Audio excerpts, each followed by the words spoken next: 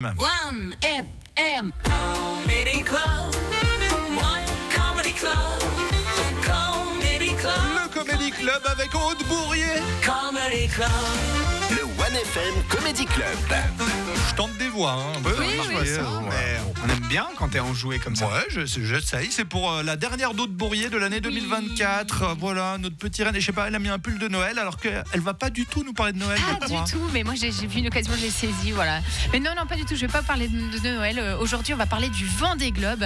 Mais attention, quand je dis Vendée Globe, je ne parle pas d'un mec qui lâche une caisse à Nyon et qu'on sent encore 3 semaines plus tard à Sydney. Et oui, je la refais, elle était si bonne quand on a de l'or comme ça au bout des doigts. On ne s'en lasse pas.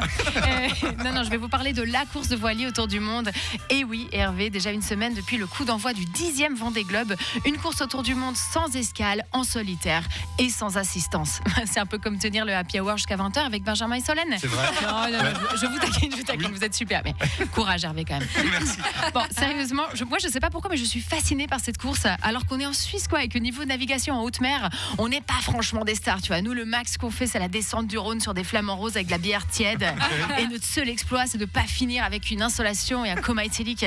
Et autour de moi, mais tout le monde s'en fout. Tout le monde s'en fout du Vendée Globe, mais vraiment, quoi. Même le bol d'or, tu sais, cette régate sur le lac Léman, mais ça provoque à peine une demi-molle chez mes potes. Alors le Vendée Globe, et pourquoi, tu vois? Est-ce que c'est parce qu'il n'y a pas assez de testostérone comme à la boxe?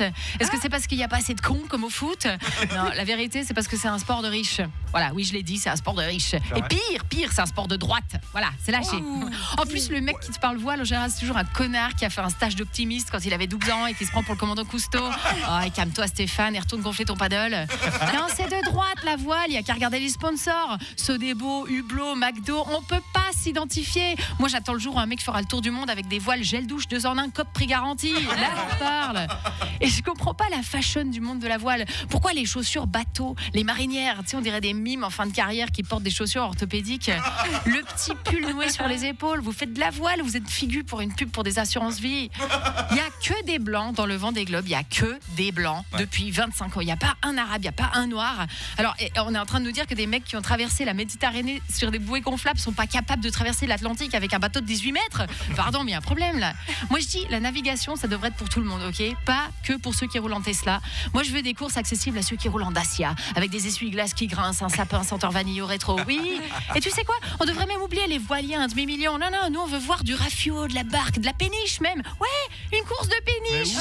Avec des vrais gens, des mecs en t-shirt. Personne ne m'a réveillé la cheville à part ma bite. Jean-Mi qui a fait caler son moteur en cherchant le tire-bouchon. À chaque écluse, une baston générale, des types qui finissent dans le canal en criant « C'est pas du sport, ça !» Voilà. Et tu vois, le podium, ça serait une glacière en polystyrène. Le premier prix, c'est 1 kilo de merguez, pas une coupe en cristal offerte par une marque de montre hors de prix.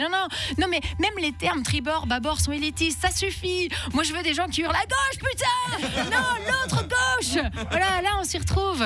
Bon, mais en attendant que ma dystopie voit le jour, qu'est-ce qu'on fait, hein? On met des super bocs au frais? Non. Ce qu'on fait en attendant, c'est qu'on souhaite bonne chance et bon vent à Justine Métro, navigatrice genevoise d'exception et première Suissesse à participer au Vendée Globe. Et si elle finit première, je lui offre le champagne. Parce qu'au fond de moi, je suis peut-être un petit peu de droite. Quel aveu, Aude Bourrier, dis donc. Merci. Bravo. Alors là, chronique qui a hautement intéressé Benjamin, parce que c'est un débat qu'on a beaucoup aussi, nous, dans les couloirs de 1FM avec lui. C'est que moi aussi, je lui dis, mais c'était mieux un peu quand c'était un peu plus bricolage, quoi, la voile et tout. Mais lui, il aime les Formule 1 du lac, là. Non, mais ce qui est beau, c'est qu'il y a des gens qui partent avec des projets un petit peu moins flamboyants que d'autres. Il y a 4 ans, il y a quand même un gars qui, la veille du départ, s'est dit « Et si je me faisais une sorte d'abri en carton ?» Oui. Il l'avait fait et ça va être tenu 24 heures. Voilà, le carton Hello, je sais pas si vous savez. Écoute, bravo parce que tu as réussi à nous faire parler de voile là, pendant 3 minutes sur 1FM. Nice. Chose que Benjamin n'a pas réussi à faire en 3 ans. Salut Aude Bourrier, ciao. Merci, ciao.